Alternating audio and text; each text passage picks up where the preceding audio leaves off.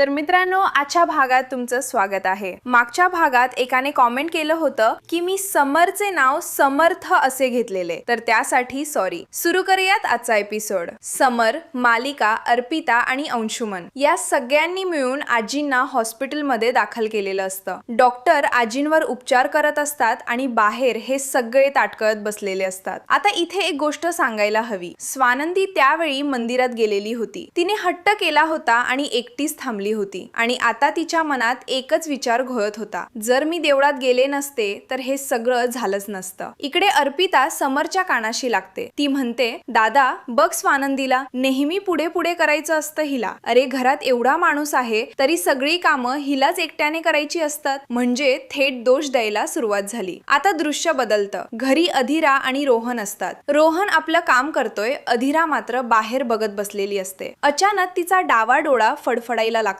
मंदाकिनी जवळ असते। ती लगेच म्हणते, अगं डावा डोळा फडफडतोय, हे काहीतरी वाईट आहे। अधिरा मनातून घाबरलेली असते, पण स्वतःला सावरत म्हणते, देवाजवळ मी प्रार्थना करते ना आईसाठी, त्यांना काही होऊ नये म्हणून। त्या आहेत म्हणून हे घर उभा आहे, त्याच घर सांभाळत आहेत। पण त्याच वेळी हॉस्पिटलमध्ये मालिका, अर्पिता आणि अंशुमन तिघे हसत बसलेले असतात। मालिका थंडपणे म्हणते, समर सोड रे, ती आता उठणार नाही, मरणार आणि वर जाणार। आणि हे तिघे हसायला लागतात। बाहेरून रडण्याचं नाटक सुरू आहे, पण आतून हे असं बोलत आहेत। बाबा, सुष्मिता, रोहन, अधिरा मात्र खरोखरच काळजीत असतात। इकडे मंदाकिनी स्वानंदीला फोन लावते। स्वानंदी हॉस्पिटलमध्ये असते, टेन्शन मध्ये असते। ती फोन घेते, पण बोलता बोलता फोन ठेवते। मंदाकिनीला काहीच कळत नाही, ती घाबरते आणि हातातला फोन खाली पडतो। अधिरा आणि रोहन धावत येतात। मंदाकिनी कापत्या आवाजात विचारते, अधिरा तुझी आजी पडली का? आणि एवढं ऐकताच अधिरा रडायला लागते। रोहन तिला सावरतो। आता स्वानंदी हॉस्पिटलमध्ये वर धावत जाते आजींना बघायला, पण अंशुमन तिला अडवतो। स्वानंदी म्हणते, अंशुमन बाजूला हो, हे हॉस्पिटल आहे। अंशुमन मात्र ऐकत नाही। तो थेट म्हणतो, तूच दुर्लक्ष केलंस आजींकडे, म्हणूनच त्या पडल्या, म्हणूनच बेशुद्ध झाल्या। राजवाड्यांची आजी आणि तिच्याकडे दुर्लक्ष करायचं, हे कोण करतं? राजवाड्यांची सून करते। हे बोलणं ऐकून स्वानंदी आतून तुटत असते, पण अंशुमन थांबत नाही। तो पुढे म्हणतो, हे सगळं तुझ्यामुळे झालंय आणि याचं खापर तुझ्यावरच फुटणार। स्वानंदी तरीही पुढे जायचा प्रयत्न करते, पण अर्पिता आडवी येते आणि थेट म्हणते, थांब तिथेच, पुढे येऊ नकोस, तुझ्यामुळे माझी आजी पडली, त्यांना काही झालं तर तुला सोडणार नाही। मलिका पण मागे राहत नाही। ती म्हणते, स्वानंदी एक दिवस आजींनी तुला सोबत सोडली आणि तू काय केलंस? काहीच केलं नाहीस, फक्त दुर्लक्ष।